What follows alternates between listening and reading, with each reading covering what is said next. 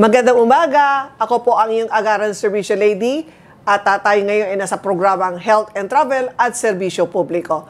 Ngayon ay pag-uusapan naman natin tungkol po sa dito po sa 46th Annual Scientific Meeting kung saan meron pong pagkilala para sa ating mga outstanding young scientists for 2024. At makakasama ko ngayong umaga ay si Dr. Jose Isagani Llanero. At mas kilala siya as Doc J.I. Magandang umaga po. Magandang umaga, Ma'am Hilda. Yes po. Ano po ang iyong naging contribution at kayo ay nakilala dito sa NAS? Ako po ay kikilalanin bilang outstanding young scientist sa chemistry. And ang aking research ay patungkol sa sustainable pest management. So, yung research group namin, na-discover namin yung chemical signals na ginagamit ng peste ng kakao para mahanap niya kung nasaan yung kakao. So, yung mga insekto kasi, they navigate their environment with the use of chemicals. So, kapag na-sense nila yung particular chemical, pupuntahan nila. Kasi yun yung signal nila na may pagkain doon. So, yung research namin, nahanap namin yung mga specific chemicals na ginagamit ng cacao mirid bug. And sa kasalukuyan, ito ay dinedevelop namin para maging produkto sa pest control. Bakit kakao ang naisip mo? Yung research group kasi namin ay gustong matulungan yung cacao industry. Kasi tayo ay fortunate na kaya nating magpatubo ng kakao. Kasi ang kakao, it only grows along the equator. So, hindi lahat ng bansa kaya magpatubo ng kakao. Hindi porket tropical country ka ay pwedeng tumubo ang kakao. So, merong specific na lugar lang along the equator na pwedeng tumubo ang kakao. And gusto namin tulungan yung local cacao industry to maximize itong ating itong kalagayan natin. Itong pest control na kung saan ay kakao ang nagamit po ninyo, ito po ba environmental friendly? Yes, oo. Kasi ang ginagamit natin dito, kumbaga parang iniintindi natin yung lengguwahe ng mga insekto. At para natin silang niloloko na, merong kakao dito. Pero sa totoo naman, wala. Diba? So, pwede natin siyang gamitin for pest control kasi pwede natin siyang lokohin and ilayo sa ating mga cacao plantation. Or pwedeng ilagay natin itong chemical na ito sa isang trap. So, pag pumunta yung cacao mirid bug doon, matatrap siya. Sa kasalukuyan, ang pest control management sa cacao ay paggamit ng synthetic pesticides. And meron din tayong tinatawag na sleeving, na kung saan binabalutan ng plastic yung cacao para pag dumapo yung insekto, hindi niya makakain. So, itong ating dinidevelop, bagamat hindi pa naman siya commercially available, so malaki ang potential niya na maging sustainable pest management approach. Itong pest control ito sa mga may mga farm, sa mga sa halaman o kasama din sa mga bahay din, yung para panglaban sa yung, 'di ba, yung sa mga anay. Itong na-discover namin, specific to para doon sa cacao mirid bug, insekto na peste ng cacao. Pero yung paggamit ng chemical cues or yung mga semiochemicals na ating tawagin, yung broad class of chemicals used by insects to communicate with each other, pwede rin siya gamitin, for example, sa mga lamok. Actually, yung chemical basis ng insect repellent, yun din ang principles nun. So ito ay, kumbaga meron na ba na-introduce, meron na ba gumagamit, at ito ay, kumbaga meron na ba nagpa-approve sa FDA? Sa pagkakaalam ko, wala pa. And yun yung aming tinatrabaho ngayon. How to convert that discovery into something tangible, into a commercial product that the farmers can use.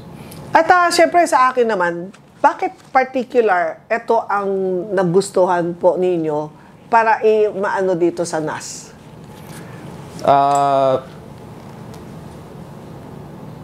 Kasi nakikitaan namin na malaking potential yung, syempre, yung sa agriculture, and also gusto namin na yung mga research na ginagawa natin ay kumbaga may ambag sa national development. So, bagamat medyo malayo pa tayo, no, na magagamit ito ng ating mga farmers, pero yung basic discovery kasi, yung basic science, yan yung foundation of developing new products. So, we hope that through these discoveries, we may be able to contribute to developing a sustainable pest management approach for the local cacao industry. Gaano katagal ninyo ito napag-aralan? Nako, matagal, no? And we are very grateful sa funding ng DOST Picard. Oo. Nagsimula itong aming project 2016. 2016? Tapos, 3 years yon. Kakatapos lang nung phase 2 namin. So, all in all, 6-7 years in the making para hanggang dito sa ating discovery. Doon sa grupo po ninyo, meron pagkaari ng farm para doon yung masubukan kung okay ba yun na pinag-aralan nyo? Meron po kami mga partner farmers, meron Yes. din kaming mga industry partners na tumutulong sa amin para to ensure that whatever we discover will be relevant to them. So ano naging reaksyon ng ating mga partner na mga farmers?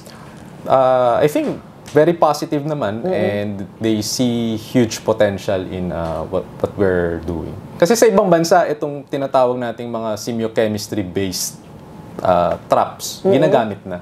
Ginagamit na? Kada prutas kasi or kada crop, iba yung lure na ginagamit. Kasi syempre, di ba, specific sa insekto yon. Sa atin, hindi pa siya masyadong na-explore. No? And that's something that we want to cultivate and develop. Kasi malaki talaga yung potential niya to decrease our dependence on synthetic pesticides. No? And pangalawa, we believe it's more cost effective kasi konting lure lang tas per hectare na ang ano. So talagang malaking katipiran sa mga kung let's say yung mga may problema sa sa mga insekto, namamatay mga halaman nila o kaya yung mga yung inaani nila. So malaking tulong talaga sa kanila. Tsaka kasi very specific siya. Unlike for example sa synthetic pesticide, pag nag-spray ka, broad spectrum siya. Kahit yung mga kaibigang insekto, mamamatay yan.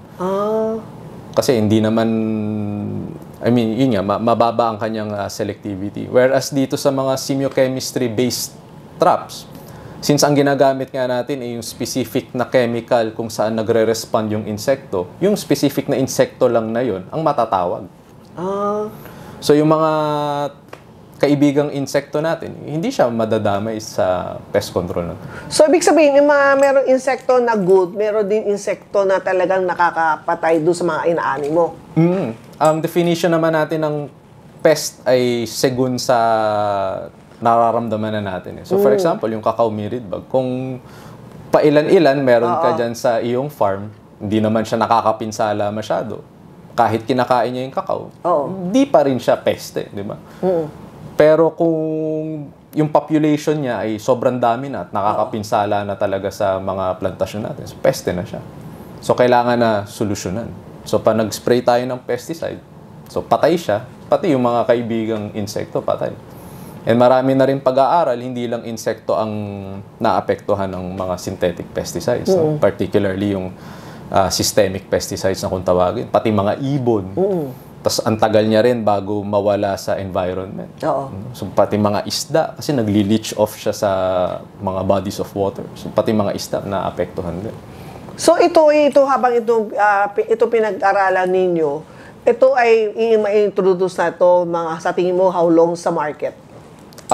Yung phase 3 sana ng aming project ay, kasi phase 2 pilot testing. So medyo maganda naman yung feedback. So phase 3 siguro is parang prototyping. So siguro mga 5 years pa siguro. 5 years pa? 3 to 5 years. Matagal din pala, no? Mahirap talaga ang research, no? It takes time. Kasi we want to make sure that whatever we introduce in the field will be effective and wala din siyang adverse effects. So sa ngayon, sa paniniwala namin, specific siya dun sa insekto. Pero hindi natin alam. Baka may ibang insekto din maapektuhan. So gusto natin makasigurado talaga. Sa tingin mo, Dog J.I., sa panahon ngayon, sa tingin mo ba yung itong pagkakaroon ng mga farmers, ito po ba sa tingin mo mas dadami o yung mga anak nila pinamana? Kasi di ba kadalasan mga kabataan ngayon ayaw na nila ng ganung klaseng trabaho. O marami din kasi mga kaibigan ko, mga senior, marami bumibili ng farm. And then ito ay, sa tingin mo ba, kasi ang napapansin ko, more on mga foreigner ang pumupunta dito. Sila na yung bumibili ng farm at sila na yung mismo nag-hire ng farmers. Pero sa tingin mo ba dito sa atin sa Pilipinas, kumbaga maano natin na, mas malaki ang kinikita kapag meron kang sariling farming? Parang underappreciated kasi yung mga farmers natin. And although hindi ako masyadong familiar sa economics of agriculture. Pero una-una, napakamahal ng lupa sa atin. So kahit sa probinsya, mahal na rin. So talagang it makes sense na yung mga banyaga ay nakakabili dahil sila yung may pera, di ba? Ikalawa, nakikita natin sa balita na yung mga farmers may ani nga, pero parang may disconnect sa supply and demand, di ba? Nakababalitaan natin, may mga farmers tinatapon yung ani kasi oversupply. Tapos wala din namang mga, for example, cold storage facilities or walang post-harvest processing na kung saan not only it would help to prolong the shelf life of the produce but also to add value. Kasi for example, kung maraming ani at oversupply dun sa area, so kailangan ipamahagi doon sa mababa ang supply, di ba? Or kung hindi kaya, i-proseso siya in such a way na magkakaroon ka ng ibang produkto na pwede mong ibenta, mas mataas na meron kang value adding, mas matagal din yung kanyang buhay. So, yan yung mga challenges sa farming sa ngayon. Kaya yung iba talagang kumbaga yung iba na parang nalulugi basta diba? maibenta na kaagad na kahit basta meron lang silang kita. So kahit kahit maliit lang yung kita kaysa malugi. So parang may disconnect ba or parang may maraming challenges sa agriculture sector natin. At ano ang masasabi mo ngayon sa NAS at kung kayo ay nakilala, which is tomorrow yon, na bilang isa sa tatanggap ng parangal na bilang isang outstanding young scientist? Doon lang tingin mo. So ang masasabi ko, so syempre ako very thankful sa NAS sa pagkilala, pero itong award na to ay hindi lamang para sa akin, kundi para sa aking research group. Dahil hindi lang naman ako yung trumabaho dito sa aming research. So it was a collective effort by our research group, and this would not be possible without their support. So sa mga kabataan, if they are interested to pursue a career in research, so kailangan ng ating bayan ng mga scientists. And we really need to have a science literate population, no? Yung critical thinking, no? Napakahalaga niya, no? So I encourage our youth to consider a career in science.